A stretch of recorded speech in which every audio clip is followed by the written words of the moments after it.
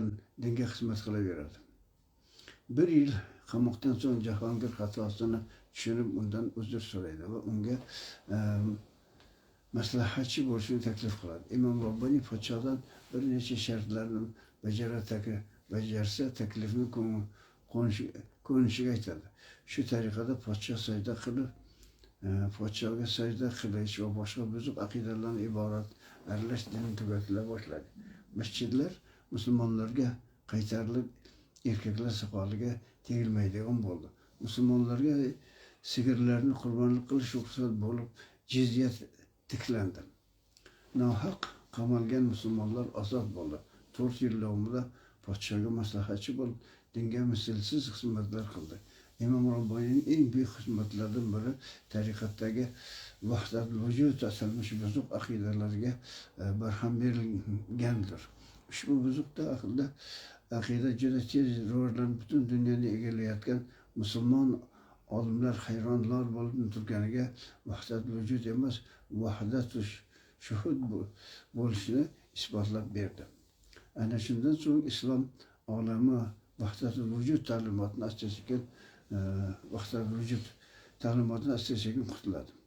Imom Robbaniy Naqshboniy va Qodiriya tariqatlar murshidi bo'lib, Naqshbandiy tariqatni ayni shariat ahkomlarini ixlos ila olamga oshirish ekanligini isbotlab maktublar yozadi. Imom Robbaniy doimiy tarzda shariat ilmlariga kuchli e'tiborda bo'ladilar.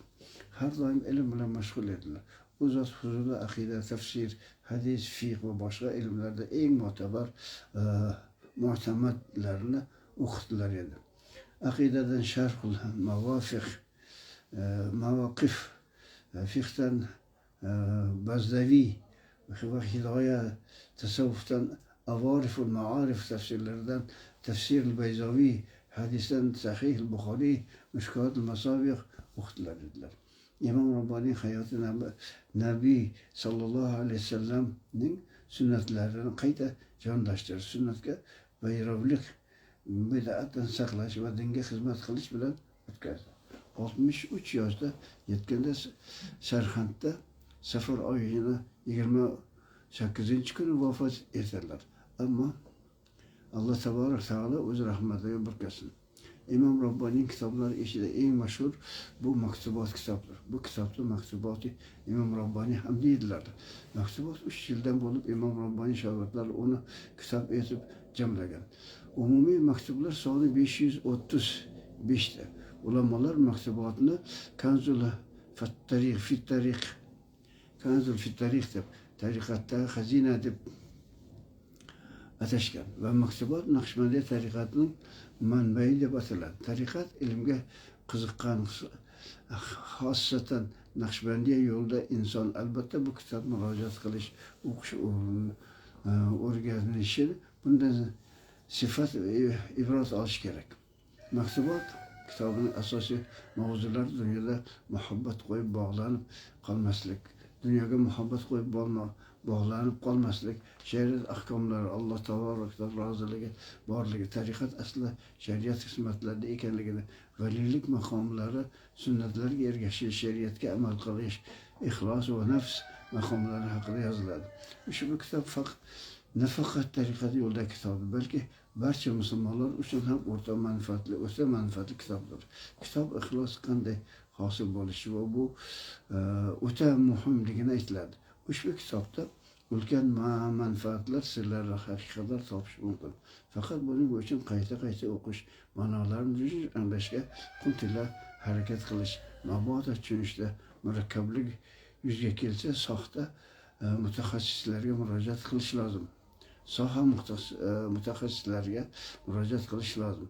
Ushbu mo'tabar kitobdan tanlab olingan maktublar tarjima qilinib, o'quvchilarni taqdim qilish juda ham manfaatli ish bo'lib, ruhoniy tarbiya, ilm bo'lish, tasavvuf haqida qiziquvchilarga ushbu ilmni ozmi ko'pmi o'rganish imkonini tug'iladi. Maktubot Robbaniydagi o'gitlar sababli qalblarni poklash, dunyo muhabbatlaridan poklanish, haq manfaati yo'lida xizmat qilishga o'tiladi. Alloh taolo o'sha kitobning manfaatli bo'lishini so'raymiz. Muhammad Latif Juma.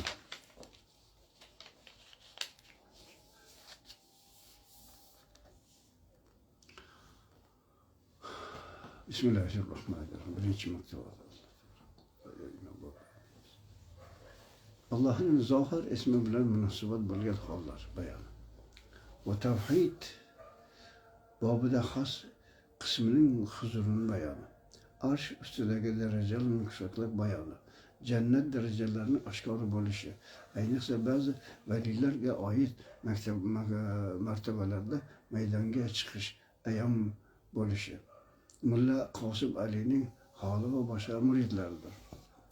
Bitta mana birinchi maktubatda 6ta Allohga temalar yozibdi. Bitta mana masalan Allohning zohir ismlariga munosib bo'lgan hollar bayon. Allohning zohir ismlari masalan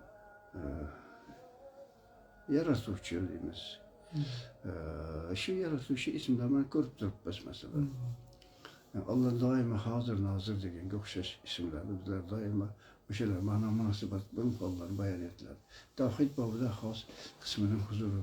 Tavhid endi Alloh taoloning yakkoy ekanligini, Allohning huzurida Allohga hech narsa sherik yo'q ekanligi bobida masalan la ilaha illalloh Muhammad rasululloh Allohdan boshqa hech narsa yo'qdir. Shu Alloh taborak taolo o'zi mana shu olamdagi bo'layotgan narsa Allohning ism sifatlari, Allohning yaratuvchilik sifatlarining namoyishi bo'lishidir. Arsh ustidagi darajalar yuksalmoq bayoni.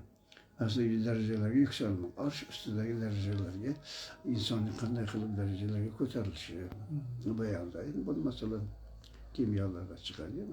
Siz inson bolasi Allohning ism sifatlaridan hosil bo'lgan payg'ambarning nuridan hosil bo'lganligi o'sha insoniyatdagi ism sifatlarining ochilishi, quvvatga kirishi, natijada inson hol-ahvollari yuqori ko'tarilib, Allohning jamolini ko'rish, dunyoni sir asrorlarini bilish ma'nolari bor bo'ladi. Jannatning darajalarini oshkor bo'lishi. Jannatning darajalarini oshkor bo'lishi. Qanaqa darajalar bor? Masalan, ayniqsa ba'zi valilarga oid martabalarning maydonga chiqishi ayon bo'lishi. Ba'zi valilarga martabalarga chiqishning sir asrorlarini namoyon qiladi. Mulla Qosim Alining hol va boshqa muridlarning hollari. İmam Rabbani Hazretlari quyidagi maktubotni shayxlari bo'lmish Muhammad Boqiy billah Qudus sirriga yozgandir. U zot komil shayx, viloyat valilik darajalariga vosil erishgan tariqatda yo'l ko'rsatuvchi, haq zot rozi bo'lgan, islom dini yo'lida kuch-quvvat bilan g'ayrat sarf etgan Muhammad Boqiy billah Naqshbandiy ahroriy hazratlardir. Allah taborak taolo Allah shayxning muqaddas sirlarini qudusiyatni yana ham ortsin. Orzu etganlarni ham ziyoda ne'matlarini ato etsin. Tariqat odablariga doir ishlarim davomida Allohning zohir ism borasida bir zuhur, porloq ko'rmoq sharafiga erishdim. İmam Rabbani bilimiz aytadiki, tariqat bilan odablariga xizmatini zikr qilib, ibodat qilishini riyozat vaqtlarida deydi, ishlarim davomida Allohning zohir ismi borasida bir zuhur, porloq, zuhur bir Allohning bir ma'nolar, porloq bir tushunchalar sharafiga erishdim, tushunchalar sharafiga. Endi Alloh taborak ism sifatlarini berilgan ekan, endi biz aqlimiz ishlab turibdi. Aqlimiz ishlab turibdi. Biz endi aqlimiz masalan modda olamga, hozirgi dunyoning ilmiga mos bir tushunchalar hosil bo'ladi. Endi Allohning ism sifatlari, darajalar ko'p, payg'ambarimizning quvvati bilan, Allohning ism sifat quvvati bilan, valilar, avliyolar darajasini quvvati bilan ko'rganda, olam boshqa bir olamlarni ko'rishligi insoniyatga bu oshkora ekanda. Shuning uchun bizlar masalan olamda qanday ko'rayotgan bo'lsak, masalan, materialistlar qanday ko'ryapti olamni. Modda, shu modda bo'lsa tabiatni yaratib qo'ydi deydi. Buning orasidagi bo'lgan sirlar oshkoradir. Allohning ichidagi sirlar, Alloh bilan bog'liqda qanday sirlar bor ekanligi, payg'ambarimiz sollallohu nuriga qanday bog'liqda bo'lish ekanligini, dunyoning boshdan oyoq sirlarini inson bolasi ko'radi.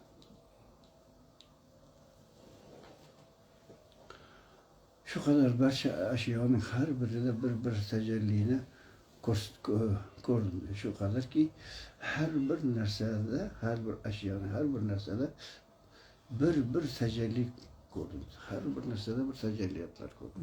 Yani tajalli, Allohning jamolini ko'rdim deb tushunsak bo'ladi. Har bir tajalli degan o'rnimizda Alloh taborak taolo shu narsani yaratganda Allohning sifati qanday bo'ladi? Allah qanday qilib yaratdi? Nima uchun yaratdi? Unsur asrorlari.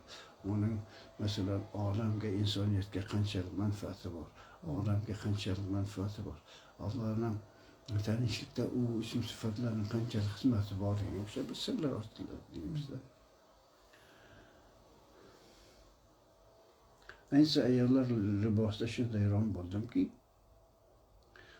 anglata olmayman. Maftun bo'lgandan chorasiz bir holga tushdim. Ayniqsa deydi ayollarning libosida.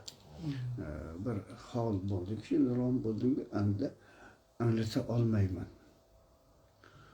Maftun bo'lgandan chorasiz bir holga tushdim. Ayollar nisbati masalan. Yani bizlar shuni.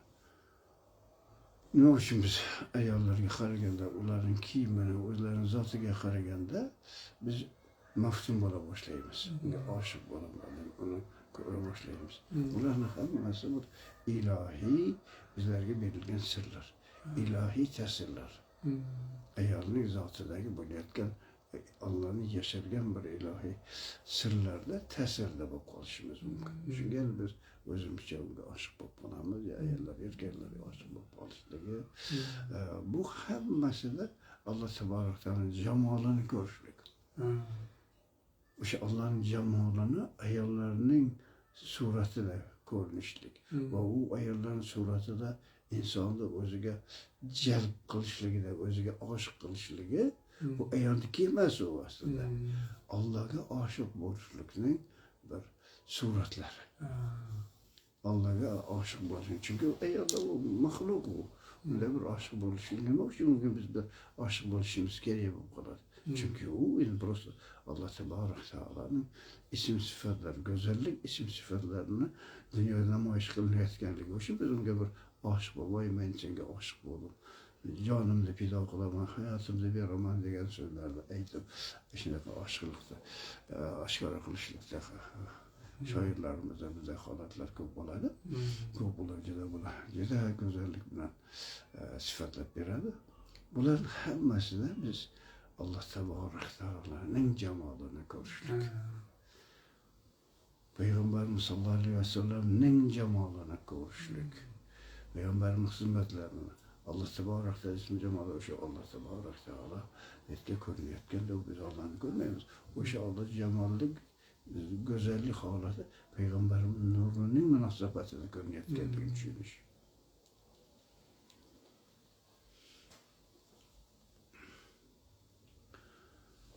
Bu shunday bir huzurdirki, faqat shu o'rindagina bor. Boshqa bir mahallada sodir bo'lmagan. Bu shunday bir turki o'sha o'rinda bor dedi. Boshqa narsalarda boshqacha bo'ldi.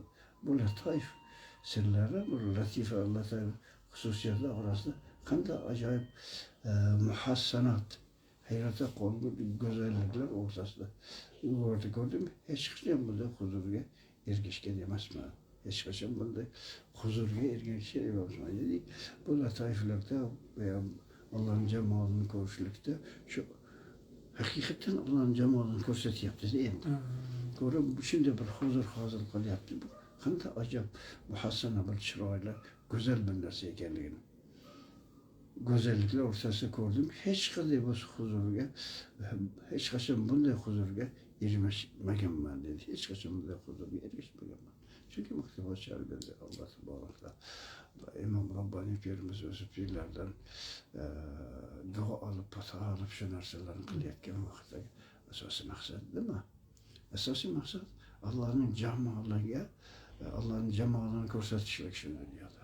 Alloh bilan munosabat bor ekanligini, Alloh doimo Allohga, Alloh bilan robitada ekanligimizni, o'shaning bog'lanishlikning bir jamollarini ko'rsatib qolishlikda tavsiya qilamiz. Hammamiz ham kitob o'qiymiz, tafsir qilamiz, boshqa qilamiz, ammo lekin o'zimizning aqlimizga, o'zimizning darajamizga, o'zimizning boyagi modda olamga qanchalik munosabatda bu olamni ko'rishyapmiz, Allohning jamoa ism sifatlariga munosabatda qanday olamlar ko'ryapmiz, shu narsaga bog'liq bo'ladigan bir holatlarni ko'rsatyapmiz deylik.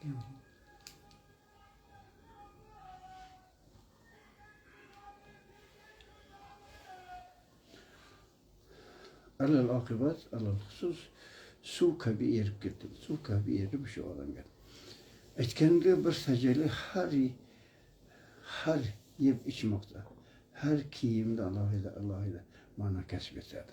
Aytgandek har bir taomning o'zida bir tajalliyat ko'radi. Yeb ichganda, har bir kiyimda, har bir narsada Allohning jamolini ko'rishlik.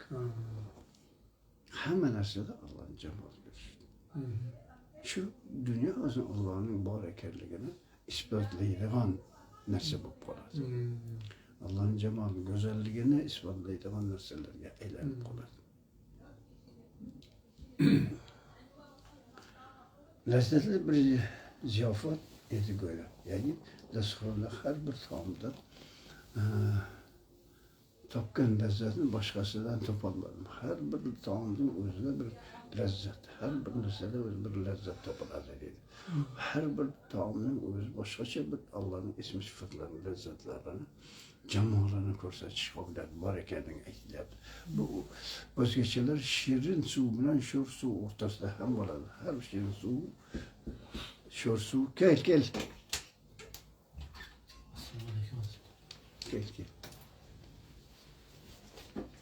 Oturun.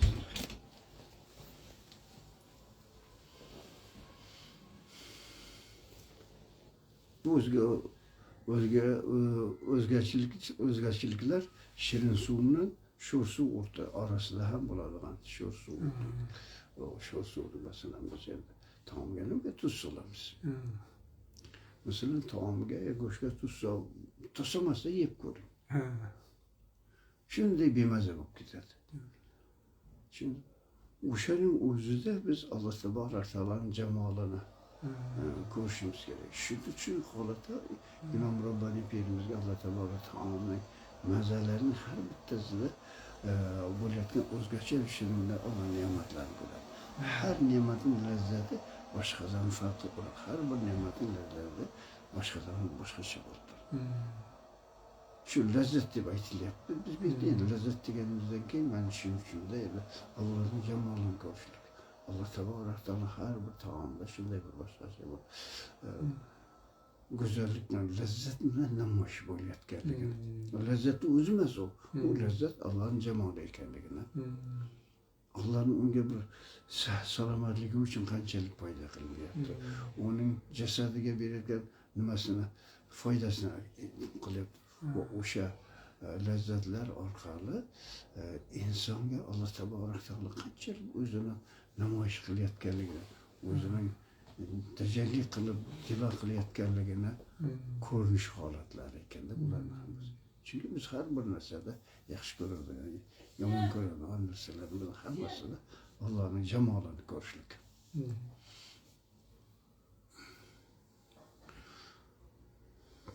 Kamol xususiyatlar orasida edi. Shu qadarki bu tajallilarning xususiyatlarini ta'riflab yozish mushkuldir.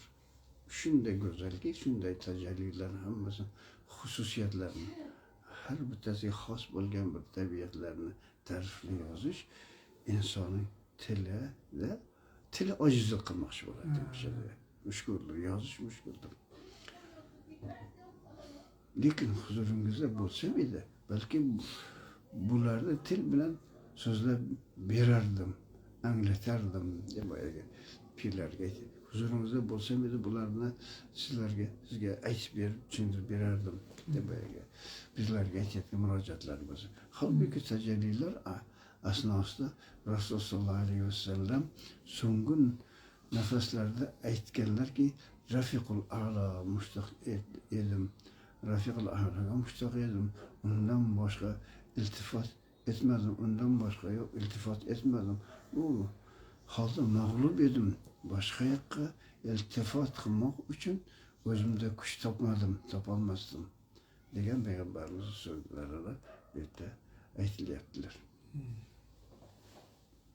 Peygamberimiz sallallohu aleyhi ve sellem endi so'nggi nafasda Rafiqul A'la eng yuqorgi bir darajadagi Allohning jamoliga rafiq bo'lish, do'st bo'lish, sherik bo'lishlik mushtaq edim. Undan boshqa iltifot etma, undan boshqa iltifot eng yuqori darajadagi Allohning jamoliga men mushtaq edim, oshiq edim. Undan boshqaga iltifot etdim. Bu holda mag'lub edim. O'sha Allohning jamoliga oshiqlikka mag'lub edim. Boshqa iltifot qilmoq uchun o'zimda kuch topolmadim. Boshqa narsaga iltifot qilish uchun o'zimda kuch topmadim. Bu adabiy tilda chiroyli aytilyapti. Endi biz tilimda Allohning jamolini ko'rgandan keyin boshqa narsaning jamoli endi sizga juda ham og'ir bo'ladi. Juda ham bu narsa nima qiladi. Shuning uchun o'sha holatlarni bayon qilib beryapti ekan men.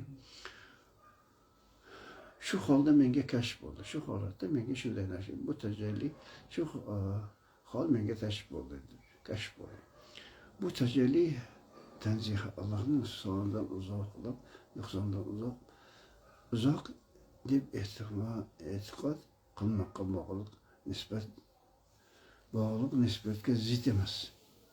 Ya'ni men bu holda kashf bo'ldiki, Allohning pok tajalliyati nuqsondan uzoq bo'lgan e'tiqod qilmoqqa bog'liq nisbatga zid, Allohdan hech qanday nuqsonsiz ekan degan fikrga zid emas edi.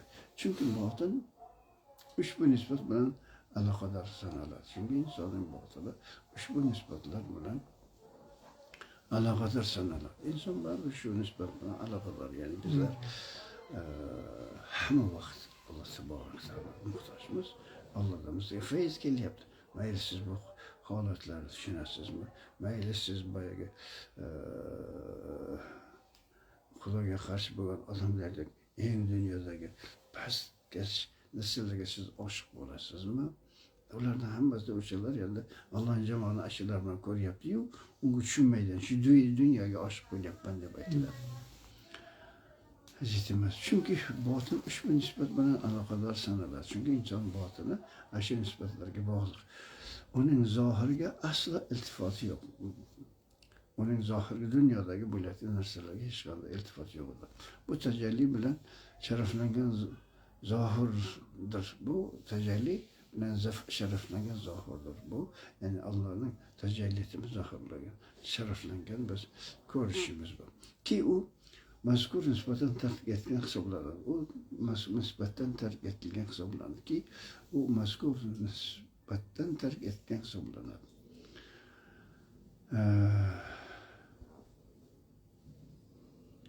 Vallahi botinni shunday angladimki, ko'z boshqa tarafga boqish ibtidosiga sifatiga uchramaydi.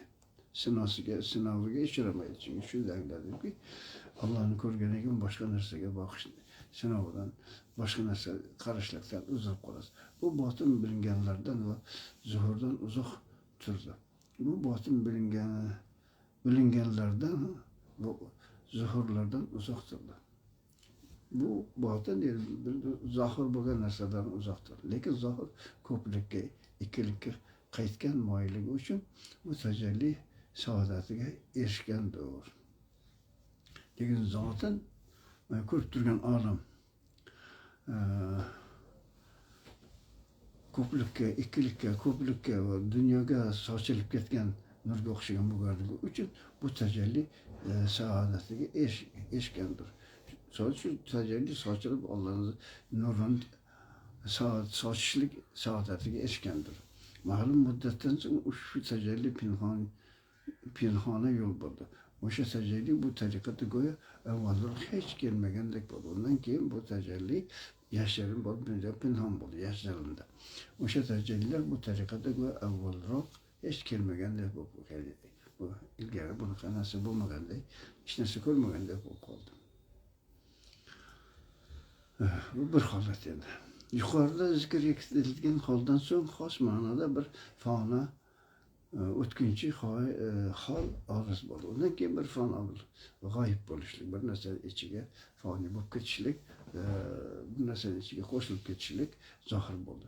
Bu tayin ilmiy ma'noda tayin, ayon oshkor bo'lmoq edilar. Bu ilmiy ma'noda oshkor bo'lmoq edi. Ammo tayin avzati qaytishdan so'ngra zuhur etib ko'rinib, zikr etilgan fani holda tugal ilmiy taayyun. U vaqtda men menlik gumondan hech narsa asar qolmadi deydi. Ammo bu so'ngra dedi, ammo taayyun avzati qaytishdan so'ngra zuhur etib ko'rinib, zikr etilgan fani holdan tugal ilmiy taayyun. Bular endi ko'ringan bo'lsa, hozir ilmiy tayin, ilmiy holatga, aqlga, ya'ni fikrga singadigan, fikrga to'g'ri keladigan fikrda qoldi bular. Bu vaqtda menlik gumondan hech narsa asar qolmadi. Shu vaqtga kirganda men degan narsa qolmadi. Ya'ni o'zini bor ekanligini, o'zini vujudiyati bor ekanligini hech narsa qolmadi. Hammasi g'oyib bo'lib ketdi deydi. Ushbu aytilgan vaqtda islomiy yo'llar ko'rina boshladi. Shundan keyin menga islomning yo'llari ko'rindi. Zuhurda yashirin shirkning yo'qlik alomatlari ayon bo'ldi. Zuhurda yashirin shirklarning yo'qlik alomati bayon. Zohiran Allohga hech narsa shirk bo'lmayotganligi alomati bayon bo'ldi. Bu alomatlar amallarda qusurni, bu alomatlar amallarda kamchilik bor ekanligini ko'rmoqdadir. Kechiktirmoqni ko'rmoqdadir. Zuhurda amallarda va kechirmoqni ko'rmoqda. Bundan niyatlarga buzuq xotiralar barmoq bosmoqdir.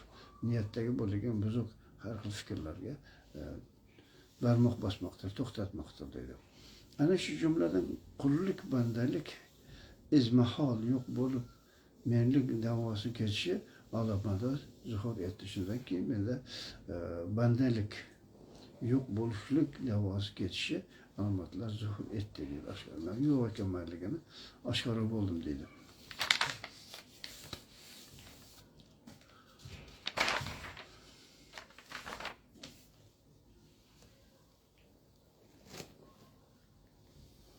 Allah Teala teveccühsüz, bağlanışsız yüzünüz nuru ve yüzünüz nur berekatı sıfayla bizim kulluk makamının hakikati yetkazdı. Allah Teala teveccühünüz, yani Allah Teala sizin teveccühünüzün berekatınızı alır bizge kulluk makamına hakikati yetkazdı. Yani birler yazıp sizin nazarınız böyle yaptır. Sizin nazarınız arkalı bizlerge hakiki bir Müslümançılık makamıga yetkazildi. Şu bu barakat sebep arştan nerge yükselişler yüz vermekte. Şu sebep, şu barakatla keyin biz arştan nergeye ko'tarillik sebep oldu. Birinchi mertebede bir yükseliş oldu. Arştan yukarı nerge o'tdim. Birinchi yükseliş paydo bo'ldi da arştan nerge o'tdim. Bu yükselmek hal masafasız yüzüge geldi. Masafasız hal yüz geldi. Yani hult abadilik sonsuz gelmez. Hult kafası yani masafa bir yürüyüş gerek oladigan bo'lsa bir yerda endi inson bolasi halin hammasi hal shunday ekan. Masalan shu hollar hammamizda ham bor edi. U bir joyga borib kelishligi, uchib kelishi emas. Bu shu Allah asli insoniyatning mijozning tabiatida bor ekanligini ko'rsatmoqchi bo'lyapti. Hult abadilik sonsuz cennet, sonsuzluk cennet ve ostidagi müşahede etiladigan bo'ldi. Abadiylikning va jannatning ko'rinishlar hosil bo'ldi. Ayni shu onda yodimga keldi. Ba'zi haq eronlar maqomini ko'raydi. Shu holatda men ba'zi avliyolarning maqomini ko'rsam ekan degan bir orzu keldi deydilar. O'sha tomonga tavajjuh etgach, shu tomonga bir nazar qilib qaragim kelgan vaqtlarda ularning maqomiga ko'zim tushdi. Avliyolarning hamma maqomi. Xayolimga shu avliyolar qanaqa maqomda ekan demoqchi bo'lyapti. Xalga keldi. Shu holatda o'zida birdanki o'shalarning hammasi Alloh taborak taolo ko'rsatdi. Ya'ni bitta biz tushunchamiz, ya'ni Alloh taborak taoloning ko'rishlik sifati, olamni ko'rishlik sifati bu kishiga berilgan bo'ladi. Masalan, hozir bizlar dunyoni ko'rib turgan bo'lsak, birdaniga Alloh sizga ko'zingizga ko'rsa, atrofdagi hamma narsani ko'raverish Ko'zingiz shunday bo'ladiki, ko'chada nima ketyapti, kim nima, narigi xonalarda nima bo'layotganini ko'rishlik qobiliyatingiz bo'lar ekan. Shunga o'xshash. Endi bu to arshgacha Alloh valiylarning, avliyolarning maqomi arshgacha bo'ladigan Allohning jamollarini hammasini ko'rishlik hosil bo'ladi degan so'z paydo bo'ladi.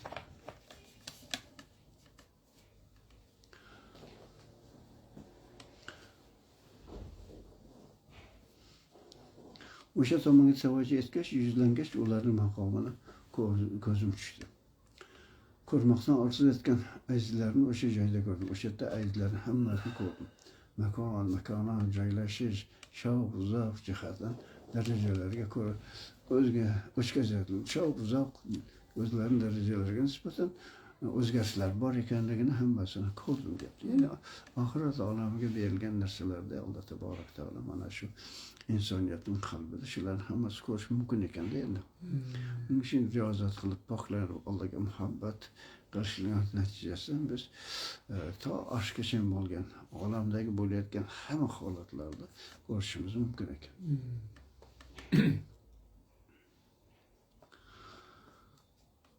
Bu birinchi martabada. Ikkinchi darajaga bir yuksalish bo'ldi. Ikkinchi daraja yana biz shunday ko'tarish taraqqiyotga yuz berdi. Shu tariqa Rasululloh sollallohu alayhi vasallamning xos maqomlari, ya'ni payg'ambarimizga xos bo'lgan maqomlar ko'rildi. O'zgan nabiylarning, shonli rasullarning turli maqomlarini, boshqa payg'ambarimizdan boshqa payg'ambarlarning shuhrat maqomlarini, shon maqomlarini ko'rdi. Malaul a'la faqat ibodat qilish mashhur Allohga eng yaqin buyuk farishtalar arshiga ko'rsatildi. Malaul a'la deydi, eng yuqori darajadagi faqat ibodat bilan mashg'ul bo'lgan, Allohga eng yaqin bo'lgan buyuk farishtalar arshiga ko'rsatildi deydi. Arshda farishtalar ko'rdi. Shu orada boshqa bir yuksalish bo'ldi. Bu arsh ustida bir yuksalma ediki, yer markazidan arshga borgan masofada miqdorda qancha qisqa. Yer markazidan arshga bo'lgan maqomdan ancha qisqa deydi. Shu orada bir yuksalish paydo bo'ldi. U arsh ustidagi bir yuksalma edi. Arsh ustida yer yuzidan arshgacha bo'lgan miqdordan ancha qisqa deydi. Hazrati Bahovuddin Naqshband maqomida nihoyat topdi. U Bahovuddin Naqshband pirimizning maqomida, olamida nihoyat topdi deydi. Sirlar muqaddas aylasin. Sonra ko'rganim shu maqomdan nerede yoki sal ilgarida bir necha mashayxlar bor. U maqomda bir qancha nerede bir qancha pirlarning maqomlari bor edi. Masalan, Shayx Ma'ruf Karxiy, Shayx Abu Said Xarroz, qolgan mashayxlardan ba'zilari maqomi uning ostida. Boshqa maqomlar maqomi ularning ostida. Ba'zilari maqomi esa u zot bilan birga edi. Boshqa maqomlar u zotlar bilan birga edi. Maqomlari ostki tomonda bo'lganlar Shayx Alavuddin Simnodi, Shayx Najmiddin Kubro, yana yuqorida esa Xulafoi Roshidinlar bordi. Alloh rozi bo'lsin ulardan. Boshqa payg'ambarlar maqomlari, Rasululloh sollallohu alayhi vasallam olamining xos maqomlari, boshqa payg'ambarlarning maqomlari, payg'ambarimiz sollallohu alayhi vasallam xos maqomlarini bir tomonda, ulug' farishtalarga oid maqom esa ikkinchi tomonda edi. Ulug' farishtalar maqomlari ikkinchi tomon. Bizim payg'ambar maqomlar bir boshqa bir tomonda bo'ladi. Rasululloh sollallohu alayhi vasallam Janobimizga xos maqom, barcha maqomlardan bir ustunligi va asolati ko'rinishi asliga mustaqilligi bor edi. Payg'ambarimizning maqomlari barcha payg'ambarlardan ustunligi, aslligi ko'rinib turardi deydilar. Bor edi. Alloh zoti taborak taolo salom yo'llasin. Hammasiga Alloh salomi, salovatlari bo'lsin. Ishlarning haqiqatan eng yaxshi bilgan Alloh barcha nuqson sifatlardan uzoq. Hamma ishlarning aslini yaxshidan bilgan Alloh taborak taolo hamma ayb va nuqsondan pokdir. Pok, munazzahdir. Hech narsaga ehtiyojsizdir va hech kimga muhtoj emasdir. Allohning inoyati bilan har istaganida ma'naviy yuksalish ro'y bermoqda. Allohning ma'naviy yuksalish ro'y bermoqda. Ba'zi vaqtlarda esa istaksiz ham bo'lmoqdalar. istagan bir maqomlar bo'ladi, istaksiz ham bir yuksalishlar paydo bo'lib qoladi. Bu yuksalish hollarida aytilgan ishlar barcha narsalar mushohada etilmoqda. Hamma ishlar ko'rina boshladi. Ba'zi yuksalishlar turli ta'sir izlari, taassurotlar qoladi. Ko'p narsa unutilar edilar. Hech qachon ba'zi hollarni yozmoqni murod etsam, o'sha paytda xotiramga kelmay qoladi.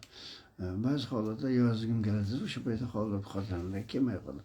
Ular rosa shunday narsalar borki, ko'rinishda kichikday, ammo yozmoq u yoqda tursin, istig'for aytishlikda zarur bo'ladi. Yozish yoqda tursin, istig'for aytib qo'yishlik lozim bo'lib qoladi, shunday bir hol edi. Ularning ba'zilari yozmoqchi bo'lganda yodimga edi, ammo yozishga uringanimda unutiladi. Aslida bu yozganlarimdan ziyoda yozma ham adabdan tashqarida. Mana shu yozganlarimdan ziyoda boshqa narsa adabdan ziyoda bo'lib qoladi. Chunki bu Allohning amri bilan bo'ladigan. Bundan boshqa narsalar ham bor, ular yozolmaymiz deydilar-da. Endi sir bo'lib qolishi kerak. Mulla Qosim Aliyning holi juda ham go'zal. Unga istihloq, tahsil hosili, istig'roq, Allohning yo'lida g'arq bo'lib, ish odam bilan dunyodan o'zidan kechmoq og'ir keldi dedi. Barcha jazibalar Allohning barchasi huzuridan jalb etish maqomlari o'tdi. Ular ustidagi maqomiga ham qadam qo'yildi. Avvallar sifatlarni bog'liq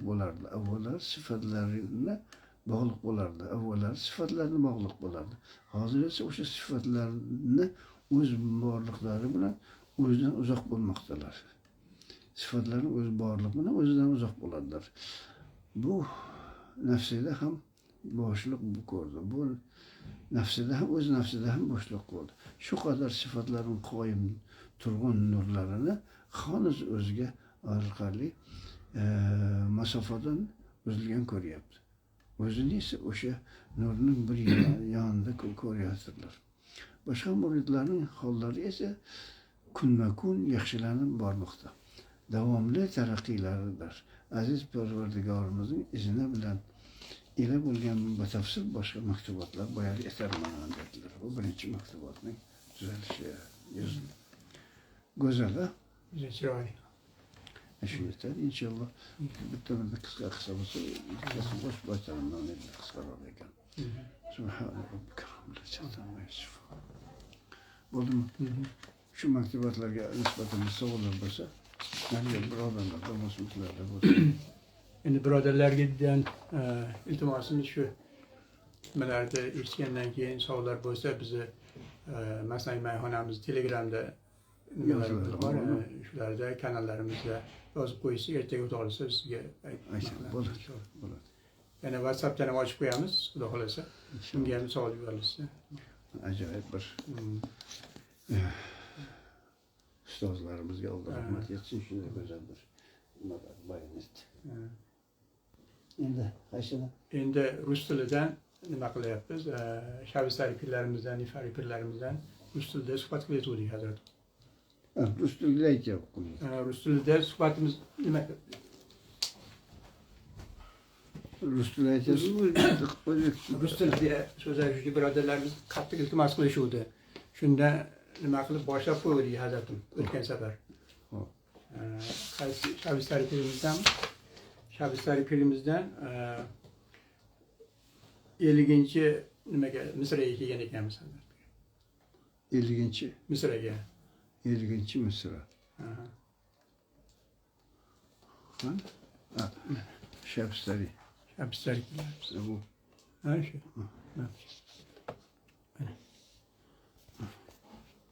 Ben belirlep koyayım.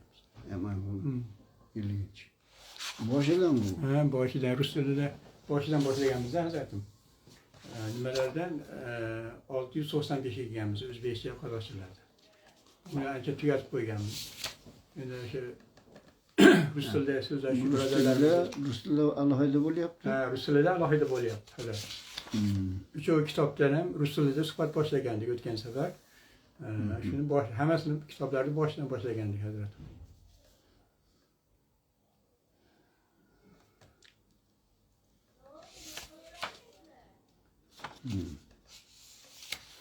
Святый Саид.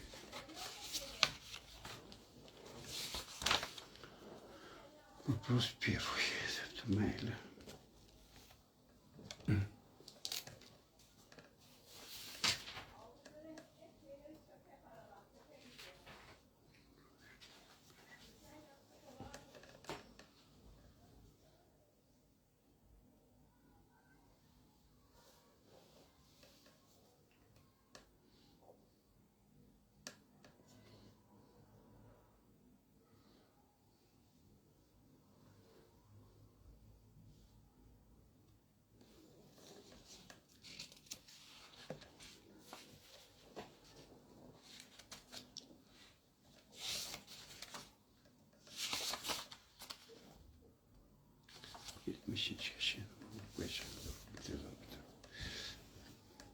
Bismillahirrahmanirrahim.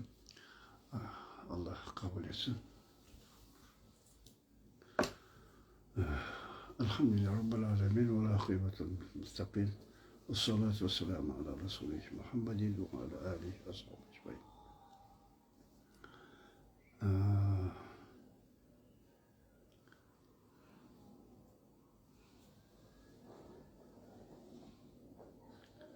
Хотя и писал множество книг прозой.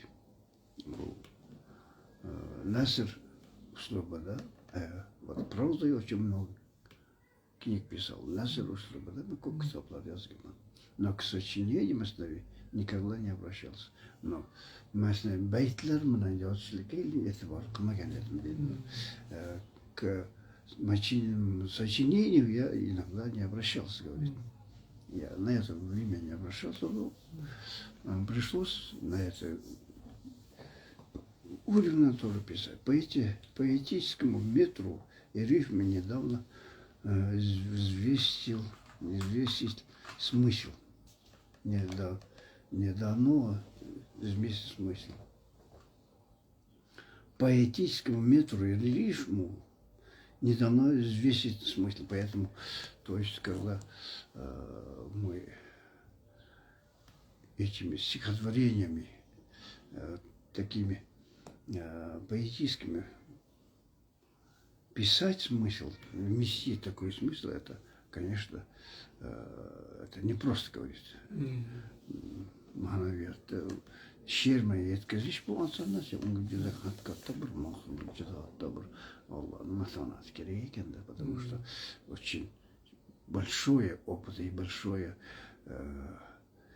знание, любовь надо было, чтобы передать свои мысли божественные через этих прозы, через поэтический смысл. Никогда не войдет смысл в слова. В этой понятие слова никак не войдет в это стихотворением. Стих не войдет, как Кальзумское море не войдет в сосуд. Как Кальзумское море, это море, Каспийское море в сосуд не войдет. Поэтому мысль это такое безограниченная мысль, это божественная мысль. Поэтому его написать в каком-то стихотворении на нескольких словах, вместить такую, это божественное дело. Это, поэтому человек это только через руханьята, через духовного мира может передавать такое, а так человек это не может передавать. Поскольку мы и так стеснены в своих словах, зачем же что-то еще к ним прибавлять? Поскольку мы стеснены своими словами, потому что мы слова очень ограничены. Ограниченными словами мы должны передавать бесконечно океанный смысл передавать. Это уже очень нелегко. Поскольку мы так стеснены своим словом, потому что наши слова очень стеснены, очень короткие, очень мало. С этими словами мы не можем передавать большой океан смысла. Поскольку мы стеснены свои слова, зачем же ее еще с ним прибавлять? Зачем же чего-то еще к ним прибавлять? Зачем ее еще прибавлять и там, написать стихотворение такими методами? Эти речи не похвала собственные мастерству, ибо они от благодарности. Эти речи – это не хвала, не похвално, это просто благодарность. Это принесение извинения людям сердца. Это просто мы приносим извинения. У кого есть сердце, у кого есть духовный мир. Я во всем не стыжусь стихотворения. Я писать стихотворения, я не стыжусь, у меня есть такой опыт. Но ибо в 100 веков не появится такой, как Аттар. Но 100 веков, как Аттар,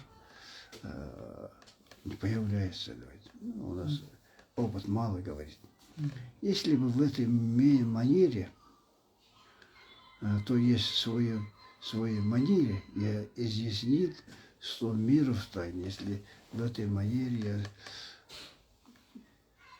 написал бы 100 тысяч миров тайны, говорит, то было лишь одним ароматом из лавки ароматов Аттара. Если такой способного Аттара было бы, я одним ароматом, это было лишь одним ароматом, то мои тайны, мой опыт одним ароматом Аттара можно сравниться. Но это было совпадение, это просто совпадение может быть, но украденное по слушанию, как дивов у ангелов. Это была кража, как мы крадем у ангелов такие мысли.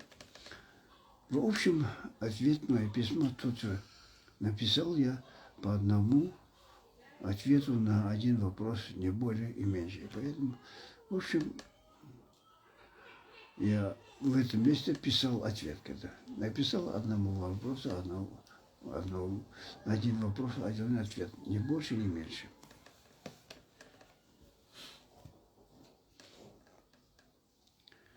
И посланец принимал это письмо с почтением и вновь отправился по тому пути, как пришел. И посланец принимал мое вот это стихотворение, мои слова, и вновь отправился в путь, каким пришел.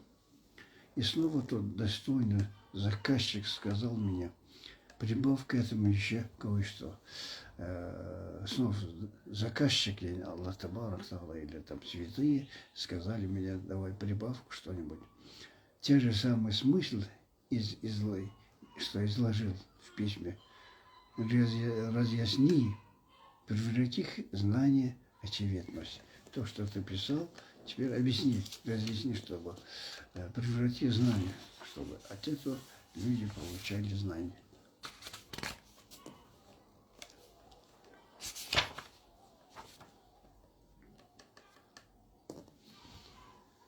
В то время я не видел такой возможности, чтобы браться за это восторг от состояния озарения. В то время у меня не было возможности, не было способности, чтобы своего восторжения, состояния озарения. Это писать это в вопросах и в ответах невозможно. Лишь только испытающий некое состояние знает, что это за состояние. И без состояния это невозможно ответить, написать. Но это состояние, что за состояние? Лишь только испытывает, кто испытал, кто видел состояние, он может ответить. Однако в состоянии со словами «ликующий веру» не отказался и ответить на вопросы, вопрошающие о вере.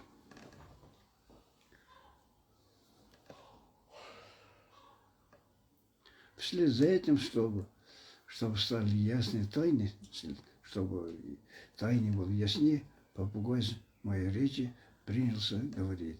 И попугай моей речи начал уже говорить, чтобы вот раскрывать эти тайны.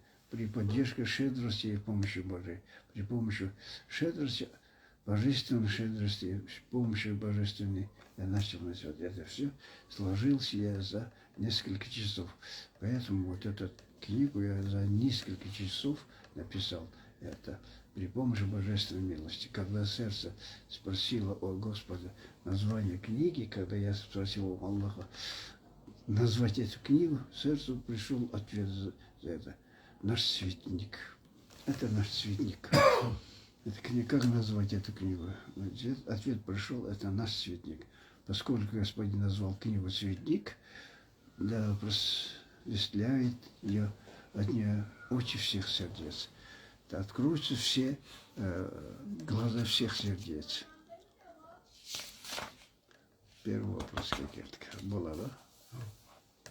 Birinci savol geldi. Пришли первый вопрос, inşallah. Mektupta okuduk, bunu okuduk. Nefari pirlerimiz. Ha, Nefari pirlerimiz okuyoruz. Neferi Pirimiz okuyoruz. Hayırlı geldik. 8. bölümünün bir sayfasını okuyan ekan. Hristiyaniyani. 8. bölüm Hristiyaniyani. Birinchi sayfasini tugatibmiz. Ahmet kim? Ama mana shuni tugatibmiz-da endi. Tügettik. Ahmet kim? Ha. Belli koyup. Kalam gerek ekan. Ha? Bor qalam. Ona.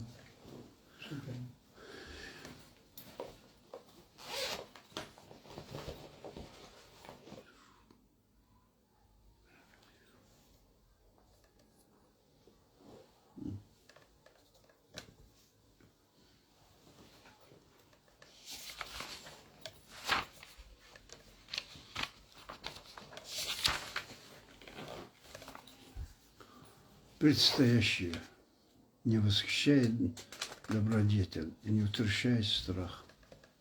Я сужу его и предстояние предел его.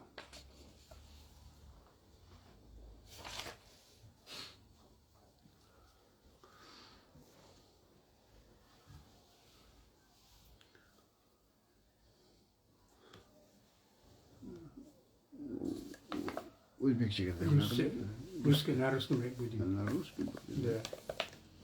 Предстоящее не восхищает добродетель и не устращает страх. Предстоящее, то есть мы должны представлять, что мы перед Аллахом стоим. Мы видим Аллах нас, и мы, Аллах, перед Аллахом стоим и пользуемся всеми божественными сифатами, божественными качествами, пользуемся. И мы живем. Например, скажем, мы живы. Это сифат Аллаха, жизнь. И мы пользуемся. Мы живы, поэтому мы перед Аллахом стоим и пользуемся всеми сифатами божественными. И вот это предстоящее не восхищает добродетель.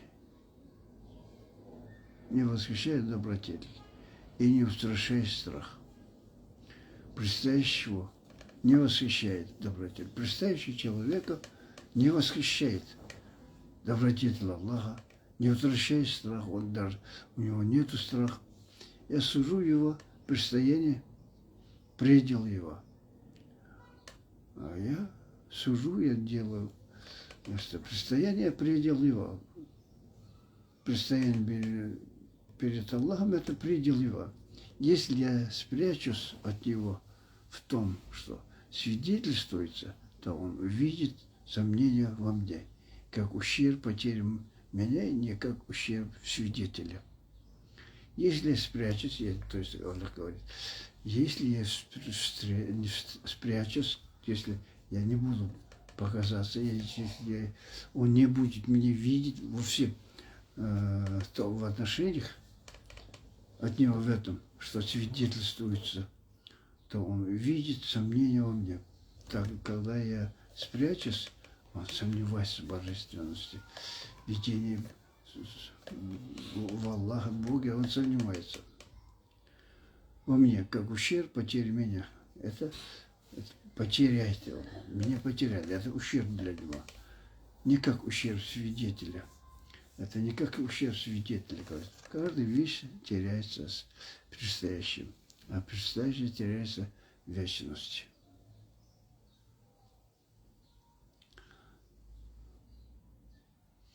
Каждая вещь теряется предстоящим. каждая вещь теряется в предстоящем. То есть, когда ты предстоишь перед Аллахом, тебе нет, это просто все творения божественности. Предстоящее теряется в вечности. Ты вечно тебе не будет. То есть вечно Аллах сам творит тебе. Предстояние – дух мистического знания. Предстояние – это дух мистического познания. Мистическому духу знания, а знание – дух жизни. Предстояние перед Богом – это дух мистического познания. То есть ты познал Аллаха. То есть ты перестаешь с Аллахом, ты познаешь Аллаха, потому что ты зависим ему. Мистическое познание, дух знания. Мистическое познание – это душа знания, а знание – душа жизни. Каждый предстоящий познающий, как ты познал, что ты перед Богом предстоишь, ты перед Богом власть стоишь, это познающий. Но не каждый познающий предстоящий, не каждый познающий Аллаха, он перед Аллахом не предстоит. Он просто знание есть, он предстоит перед Богом, он не будет чувствовать себя. Предстоящие мои люди, а познающие люди моего мистического познания. Предстоящие – это мои люди, а познающие люди моего познания. Предстоящие мои люди, а познающие люди – это мистическое моего познания. А познающие люди моего познания. Познающие люди, значит, они мои люди. А предстоящие мои люди. А познающие просто познают. Но он не знает, что он предстоит перед Аллахом. Мои люди – эмиры, а люди мистическое познание – вазиры. Мои люди – это падишах, это эмиры, это цари. А мистическое познание – это его вазиры. У предстояния знание того, что такое предстояние. Предстояние – знание того, что такое предстояние. А у мистическое познание – знание это, что такое мистическое познание. Знание – это мистическое познание. Предстоящий знает, что такое предстояние перед Аллахом. А у мистическое познание – знание того, что такое мистическое познание. Тело предстоящее умирает, не умирает его сердце. Тело предстоящего умирает, но не умирает его сердце, но его душа не умирает. Искомое входит в каждую вещь, отвращается от нее с помощью воззвания и сообщает с ней своим восхищением без перестояния, но входит ее сообщение о ней, не сообщает о ней.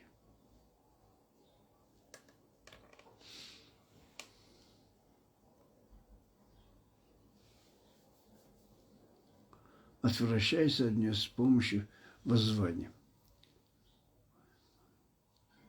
Сообщает о ней своим вхождением без предстояния.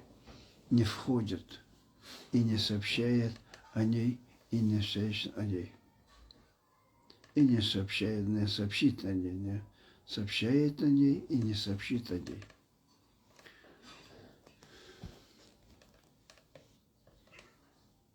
Если ты намеренно пребываешь в предстоянии, то остерегайся моего коварства в отношении этого намерения.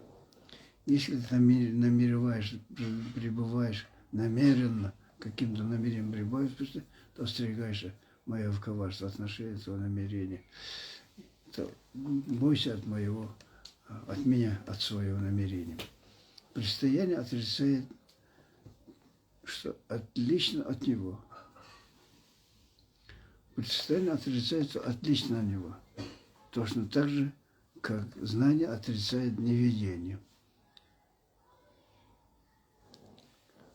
Взвещи каждую вещь у предстоящего, и ты найдешь ее. Взвещи предстоящего в каждую вещь, и ты ее найдешь.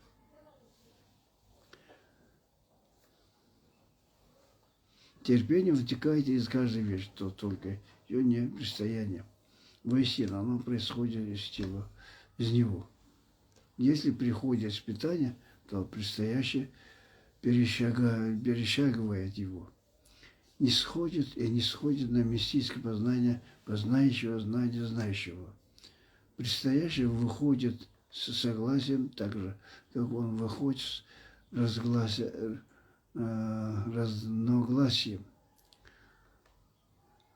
Предстоящее выходит с согласием так же, как он выходит с разногласием. Предстоящее может выходить в состояние с согласием и разногласием. Предстояние, рука моя, уничтожающая, она не уничтожает вещь, не стервив ее. Вещь не возжелает ее, не будет сожжена его. Тот, кто знает знание вещи, знание того, возвещение от отдачи ее. Предстояние моя близость, но я не близость, но я не близость. Предстояние – это моя близость. То есть предстоящее, он понимает, что стало близко, но я не близкий. Познающий не оценить достоинство предстоящего. Познающий не оценивает достоинство предстоящего. Предстояние – это столб мистического познания, а мистическое познание – столб знания. Предстояние не зависит от причины, причина не зависит от него. Если нас чем я пишу.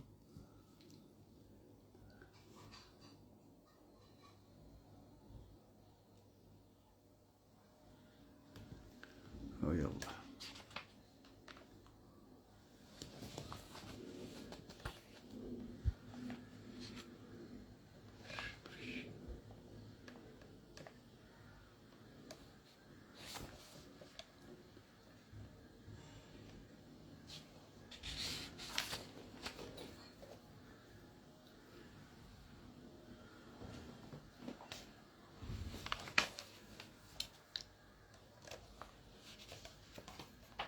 Keyin o'qimiz tushunmadik. Sufizm, annafadik. Endi nima o'qiymiz? Alisher Navoiy bobomizdan o'qiymiz.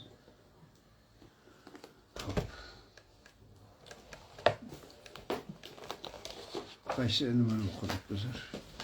Bu Jahzam Hamadoniy.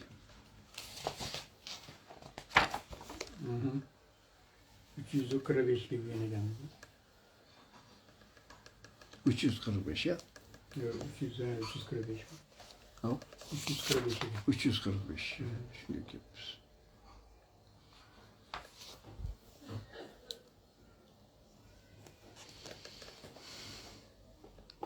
Uch Abulhaz Husayn Jahzam Hamadoniy. 6-chi tabaqadan debdi. Oti Ali ibn Abdullah ibn Hasan Jahzam Hamadoniy. Hamadandan ekanda Kavkabiy va Ja'far Ruldiyning shogirdidir. Haramda shayx edilar. Bir kitob tasnifi bor, mu'tabar bu toifaning zikr ahvoli maqomida Kavbaning imomlaridan bo'lgan ekanda. Bahjat al-Asrar. Bahjat al-Asrar deb kitob bor edilar. İmam Yafi'i tarixlerler. Yani dünyada o'tgan 404'te biriptir, 404'te bo'libdir, bitibdir. 414'te dünyada o'tgan yozilgan ekan. Shayx Ahmad Kufani ana ko'rib berdilar. Shayxul Islom debdirlarki, men kishi bo'lurmanki, Makkada bor edi Shayx Abul Husayn Jahzam. Ziyoratiga haj qilmay yondiki, ziyorat va haj qilmayandiki, hajni aning ziyoratiga qarshi turmadi. Va uning buzurgligidan va u islom haji emas edilar. Shayxul Islom debdilarki, man shayx ziyorati va ularning xizmati bu toifada farzdir. Makkani xizmat qilmasdan bu kishiga borib xizmat qilgan, chunki ulug'lar xizmat qilishlik, ziyorat qilishlik eng buzuk ishdir. O İslam hacı emas, şeyh, ul İslam berip durgan şeyh maşayix ziyaratı bu onların hizmeti bu toifa farz. Pirlerin hizmet kılış bu toifaga farz. Şeyh Abul Hasan Cahzam'ın oğlu var dedi ki Naham varrak ve şeyh andan hamisha ranca verdiler. Bir gün Mescid-i Haram içinde oturup Birok şeyhler Sırvoni'ye dedi ki niye malumattır ki bu oğuldan ul atağa izler olur. Şeyh Sırvoni dedi ranca malumatları ul atağdan bu oğulga izler olur. Atası andan buzuruk. O aziz olmasaydı oğulun kim yatkılar dedi. Ve atanın âli merhabadandır ki bu oğul il tilde düşüp doğur. Angustama buluttu ve anvai malumatlar yeter doğur. Ne için bu oğul rence degense o oğulun adamlar tanışı atasının arkasından buldu. O şengel layık buluşluğuna deyip dedim ki layık emas ekenligini aytmoqchiman shunaqa. Abul Husayn Tazari qaddasallohu aleyhi ve sellem Şeyh İslam deptiler. Tazar bu yerde Fars'taydı. Yerde Fars'da dedi. Buzurg yerde. Dervişlerini buzurg tutar ettiler. Dervişler hürmet kılarlar. Ashablar adab ve siyanat bunlar erdiler. Şeyhül İslam dediler ya bu nasıl hacı? Ben dedi ki Şeyh Tazari'ni gördüm ki bir dervişini boy tabasın gözge sürter dediler. Bir dervişti bayağı kardeşini gözge sürterdi. Şeyhül İslam dediler koşanda konu var dedi ki yoruk konular yarıgıdılar. Mengi iltimas kıldılar ki bizden Şeyh Abdullah Tağ'ı ilttin.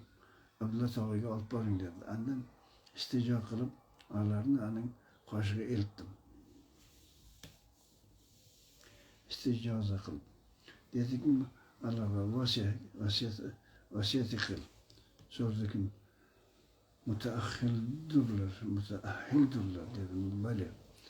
Bunlar müteahhillenme dedim böyle dediler. Yani layık mı bu işlerge bizim tarikatın adamlardan mı dedim muhtesiptir dedim böyle. Muhtesiptirler. Kasıp egerler dediler böyle dedim. Asrı kuv bolgay ki kasrı kılgaylar. Ve ahirlerini yaxşı tutgaylar. Ve akşam her kişi tamamdan öz bahrasını algay ve bir lahza birbirleri bilen bolaylar. Tarkış gayları ve Allah'a dua kıldık. Koptuk falan durduk. Yani bu işin şerh ile Şeyh Amavayt'ın dedi ki Abdullah Doni bilen Abul Husayn Taraz'ın tarikları bu önde verdiler. Abul Husayn Sarki 347 bu Mekke'de mücavir ediler. Şeyh Sirvani, Abdullah Abbas Suhravardi, Şeyh Usama, Abul Hayr Habaşi, Abul Şirazi, Şeyh Muhammed Saharçı bile münasip ediler. Birbirlerini yalanlar erdiler. Meşayihlerini tazim kılırdılar. Şeyh İslam dediler ki Abul Hasan Sarki cemaati meşayih bilen bayadı ediler. Samum eli koptu. Bunun barçağa dedi ki kaygılmayın bu iş menge düşüp dur. Men var olmama sizler barça halas olursuzlar. Çerem olursuzlar andalıydı. Bu Samum'a ötkenden bulut gelip yağdı. Onlar serap oldular. O sel gelip ana eltti. Şeyhülislam dedi ki Tirikten su vermedi. O suzu öldürüptür. Hani suğa beri dostlarına mıntak kıldılar dedi.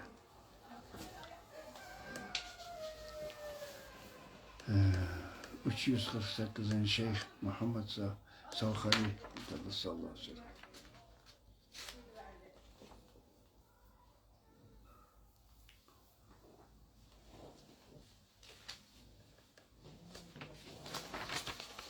Şeyhülislam dedi Şeyh Muhammed Salhari öldürürken Mustafa sallallahu aleyhi ve sellem ravzası vardı. O dedi ki ya Resulallah senge mehman dediler. Ya menga ziyofat qil, yo ulki qabringdagi kandillarni o'shatay. Qabring kandillarini birov keldi va uyga olib kelib ziyofat qildi. Payg'ambarimizga meni mehmon qil bo'lmasa mana bu kandillarni sindiraman dedilar. Birov keldilar, uni olib borib mehmon qildi, ziyofat qildi. So'radi. Rasulullohni olsa ne deding? Rasulullohga nima deb aytding dedilar so'radi. Uyqular edi. Sohari aytdi va onun so'ragani kayfiyatini so'rdi. U sonra aytganini aytdi-da, keyin nima bo'ldi, nimaga so'rading dedilar. U dediki, uyquda edim, Rasul sallallohu alayhi vasallamni ko'rdim. Dediki, bir badxo'y mehmonim bor. Borib ana ag'irla. Va aytkim, yeringni badal qilkim, u yer orzu yeri emas. Borib aytgil, mehmon qilganda aytgil, turgan joying sening joying emas, boshqa joyga ket deb aytdilar. Sening joying emas. Bo'ldimi? Hamma kitoblarni o'qidikmi? Ha, o'qidim.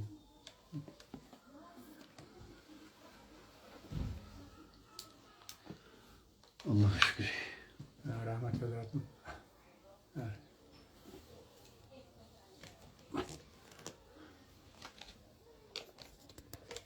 Savollar bo'lsa marhamat. O'zlariga savol. Jumboy qanday salomatmisiz? Sog'lig'ingiz yaxshimi?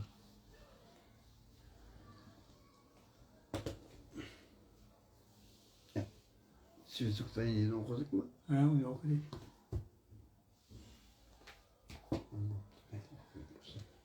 Aytaverdim.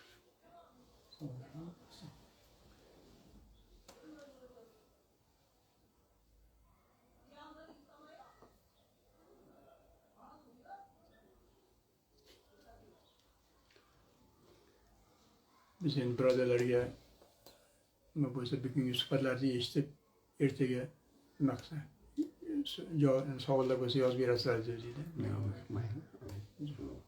Qaytaverdim. Xo'p, rahmat. Assalomu alaykum. Allohga shukr.